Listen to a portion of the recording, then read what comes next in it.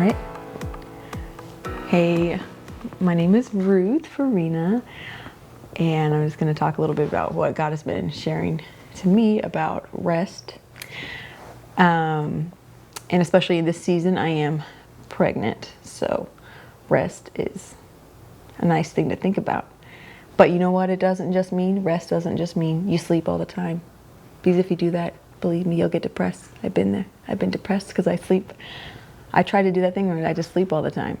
Then God's like, Ruth, rest isn't just sleeping all the time. I'm like, what? It's not.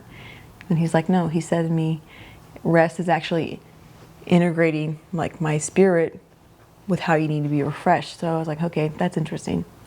So one of those ways that I feel like I am personally refreshed and like take rest spiritually and physically is actually doing things that I enjoy. So that would be like hanging out with friends that bring me life and that bring encouragement to my heart, because I'm a human being, but I'm a spiritual being. So that means I have different tentacles of needing to be connected to God's presence in an intimate way in my home life, and then also needing to have healthy connection and relationship to people that bring me life, like friends, and not the type of friends that I feel like a drained battery walking away from.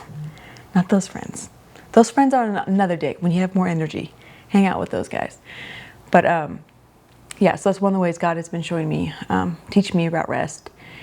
And also that like anytime I get into a place of feeling like I'm running on empty, or maybe just like performing on an empty battery, that I've kind of lost sight of that he's an open well of just refreshment.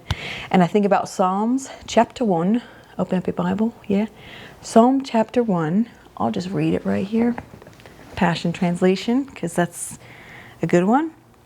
So what delight comes to those who follow God's ways? They won't walk in step with the wicked, nor share the sinner's way, nor be found sitting in the scorner's seat. Their pleasure and passion is remaining true to the word of I am, meditating day and night in His true revelation of light. They will be standing firm like a nourishing, flourishing tree, but nourishing too for those around them, I'm sure. They will be standing firm like a flourishing tree, planted by God's design and deeply rooted by the brooks of bliss.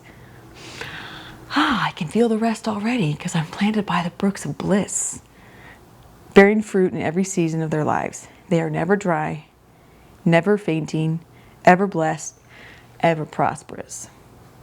So that sounds pretty good to me. So I'll pass it on to you this week. May you be ever flourishing, never dry, bearing fruit every season, and connected to God's rest, and just open to what He's saying to you about it.